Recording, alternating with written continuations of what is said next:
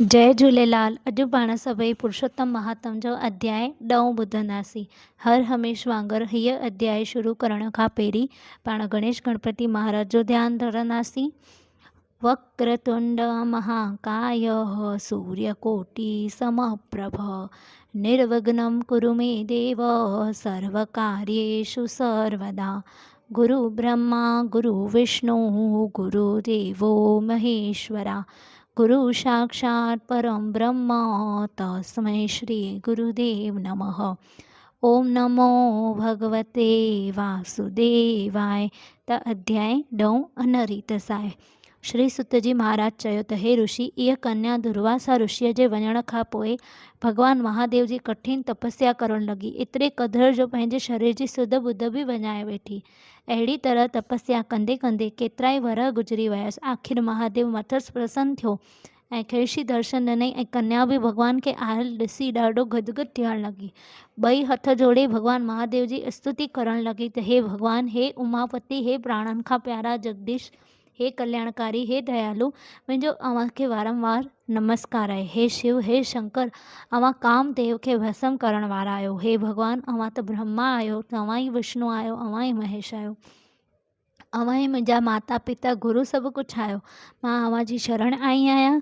अहिड़ी तरह कन्या महादेव जी स्तुति करे माठ थी वई। भगवान महादेव इहा स्तुति ॿुधी ॾाढो ख़ुशि थियो ऐं चवणु लॻो त हे पुत्री, मां तो ते ॾाढो प्रसन्न थियो आहियां। हाणे घुर जेको घुरणो हुजई।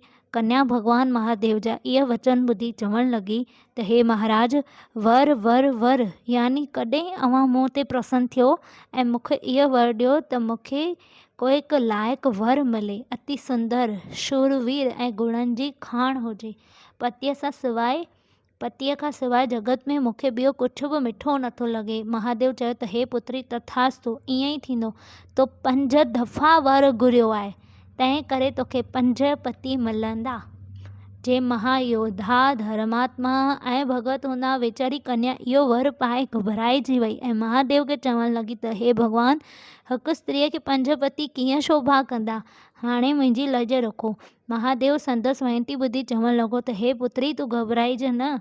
वचन कॾहिं बि कूड़ो न थींदो आहे। 5 पति तोखे हिन जनम में न, ॿिए जनम में मिलंदा। तूं सॼे संसार जी सभिनि स्त्रियुनि खां वधीक सुख सां गुज़ारींदीअं।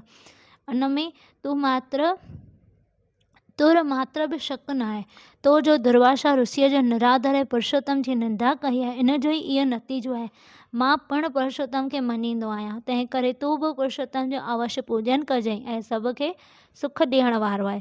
हीअं भगवान कन्या खे इहे वचन चई अंतर ध्यान थी वियो। उन अध्याय 10 में ॾिठोसीं त द्रौपदी महादेव भगवान जो एतिरो तपस्या कई, जंहिंजे करे अंत में भगवान महादेव उनखे दर्शन ॾिना ऐं महादेव उनखे चयईं त पुत्री, तोखे जेको खपई सा घुर। उन में हुअ कन्या 5 दफ़ा वर वर वर वर वर चई वई त भगवान खे हीअं लॻो त इनखे 5 पति खपनि। तंहिं करे हमेशह भगवान खां जेको बि खपे सो ॾाढो सोचे सम्झे करो। अन्यथा तव्हां ईअं चओ की भगवान उहो कजो की जंहिंमें मुंहिंजो भलो थिए, उहो न की जेको आउं हींअर कुझु समय लाइ तव्हां खां घुरी रही आहियां। छो की पाण खां वधीक उन भगवान खे ख़बर आहे की पंहिंजो भलो छा में आहे।